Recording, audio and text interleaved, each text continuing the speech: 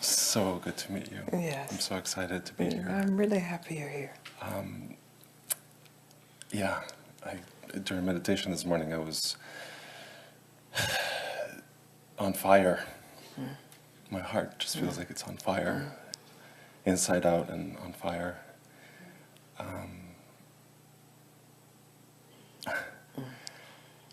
I first saw you arise on my computer screen 4 years ago. Thank you.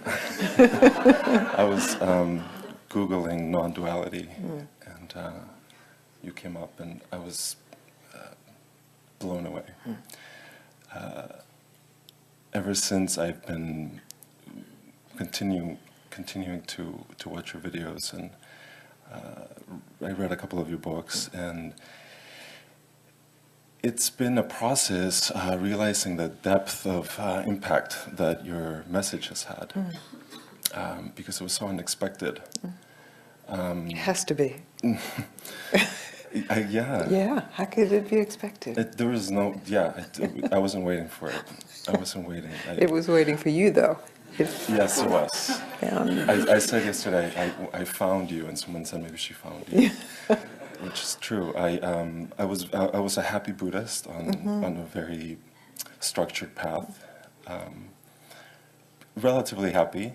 I had been looking forward to reaching the tantric levels of Vajrayana Buddhism, and I was very pleased to have found a teacher and to have a great sangha. And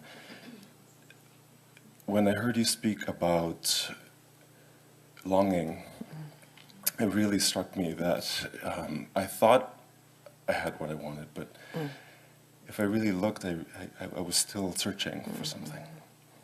And the most outrageous invitation was the one to call off the search. That's right. That's Papaji's grace. Wow. I mean, Yeah. I've been in front of many amazing teachers, and I've read dozens of amazing books, and I've done many meditation retreats. But that invitation, that radical calling for just cutting, Penetrates everything. yes. And it took me 4 years to come to you, but I think it took me 4 years to stop being such a sectarian loyalist, if you will. I was very, I had taken these vows. I was a Buddhist. At the post-Trungpa Rinpoche, everyone's afraid of spiritual materialism. You must not stray from your path. You have to stick to one path in order to avoid this supermarket of spirituality. Yes. So that's valid. It is very valid. But I think there was a self-suspicion that was disallowing me from this celebration. That now I'm just kind of like, let it come. It's beautiful because it's actually very good. You checked it out fully. I remember hearing a story about Sri Aurobindo lived down the way from Ramana Maharshi, and sometimes some of his devotees would say, well, I'd like to go check out this Ramana Maharshi, and he would say, don't go there. He will ruin your practice.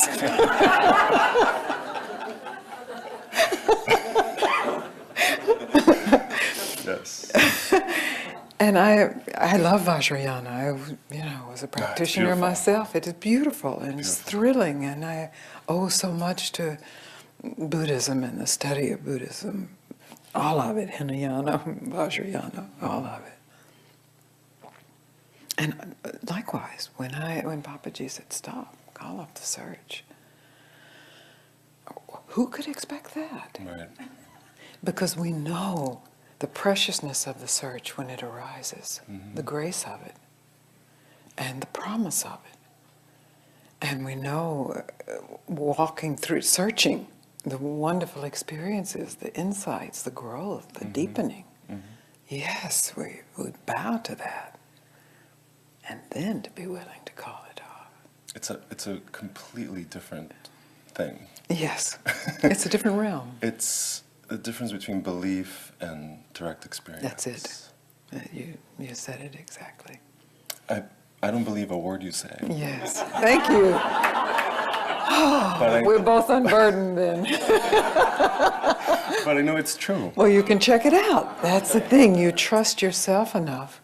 It's astounding. Yes. And really, then it's not even that you trust yourself that you won't make mistakes or you won't take a wrong turn, but you trust yourself to discover, to directly experience. This is freedom. This is really freedom.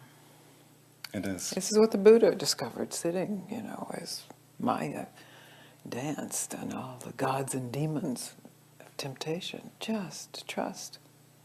Trust who one is. Thank you. I thank you from the bottom of my heart. I'm really happy to see you. It's wonderful being here. It is. Meeting you. It's beautiful. I've seen you, and yeah, I can see the Buddhist influence is very good. It's very good because you aren't bound by it, and so we all have particular practices, whether they're secular or religious or spiritual, and they have benefited us. But they benefit most when they contribute to our true freedom. Yeah, I think maybe growing up Catholic, monotheism is maybe still a hang-up. Like, you have to stick with one thing. I was thinking, how that there's commercials for pills that you take for making your antidepressant have a little extra kick. So it's like a little cocktail of pills. Like it's not just the Prozac, you have to take a little extra. So I was thinking, can the Gangaji path be that little side pill to my main path? Like that it just crossed my mind. Yeah, I understand. But it's beyond that. It's not organized in any There's no way formula. that can be defined. There's no formula. Right. And in that, you are actually willing to lose everything. Yeah. And you already have. As you said, I don't believe what you say. That's already, you've lost everything. And you're left with what remains. And then, whatever, chanting, practicing, meditating, appears, it doesn't appear as part of a search. Right. It appears as lila, as a dance.